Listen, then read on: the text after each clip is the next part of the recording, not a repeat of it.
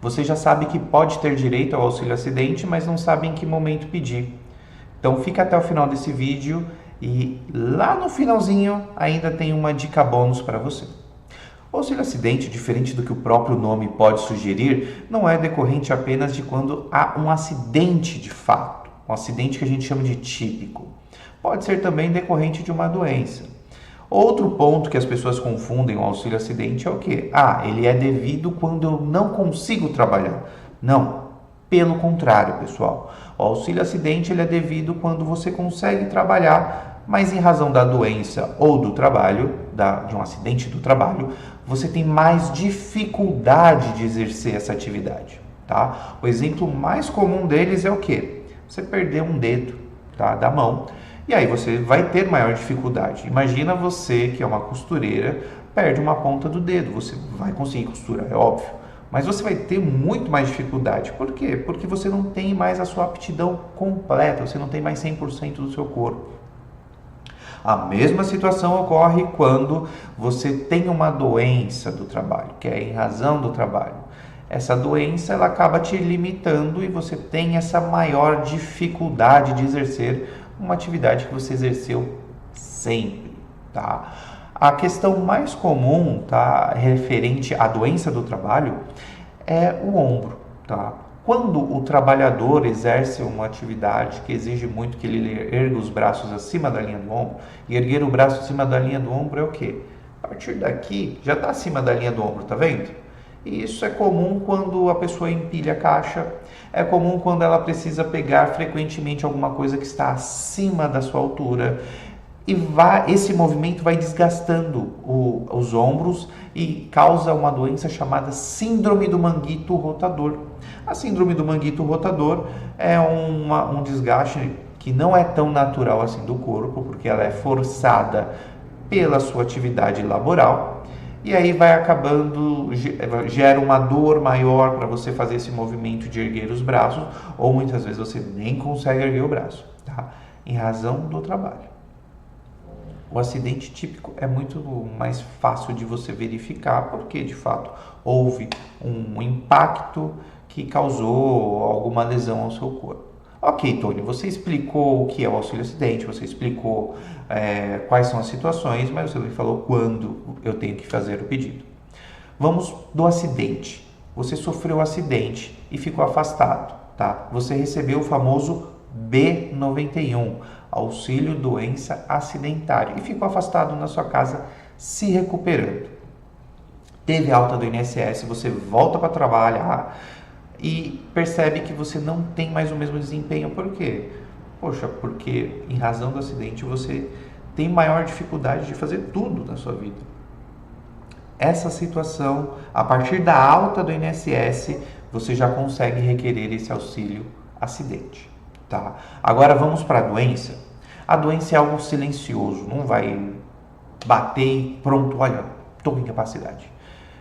É necessário você ter um tempo, tá?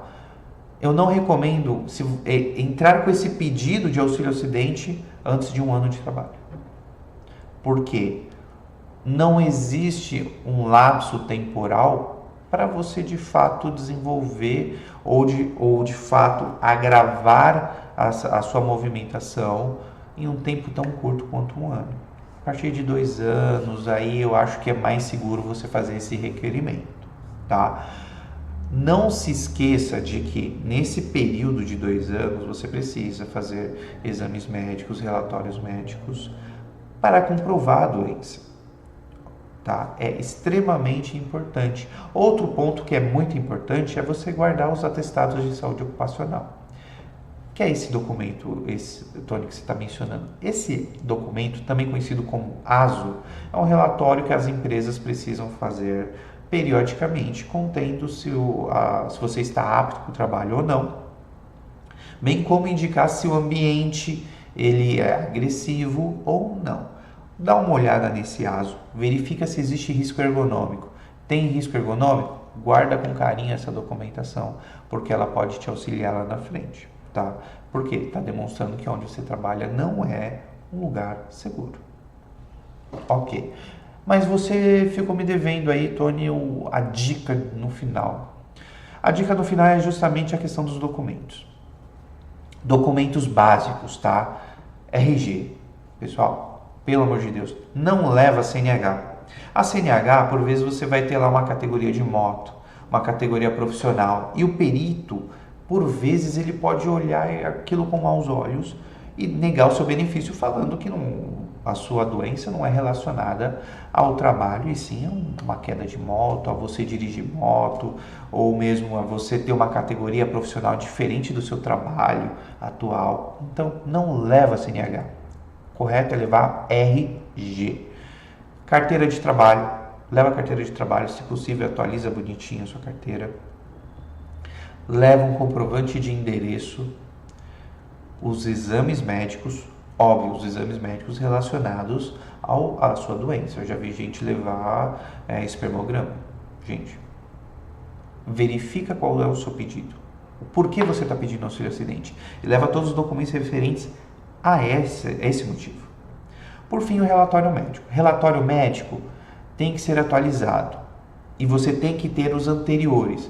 O ideal é você ter um relatório médico a cada 60 dias, indicando a CID da doença e se você tem limitação ou não. Normalmente as limitações vão ser de flexão de membro, ou seja, estender ou não o membro completamente, e de peso. São os mais comuns, ok? Por fim, se socorra de um advogado. O advogado, ele não é um custo banal. O advogado, ele vai te auxiliar. Você pode entrar sozinho com um pedido administrativo? É lógico que você consegue. Só que as chances de dar errado são grandes. E as chances de resolver o problema que eventualmente você causou, às vezes, pode ser mais difícil. Então, procura o auxílio de um advogado especialista na área, tá ok? Se você gostou do nosso conteúdo, nos siga. Deixe o seu curtir e comenta aqui embaixo suas dúvidas. A gente pode utilizar a sua dúvida para um novo vídeo, ok? Então, muito obrigado e até a próxima.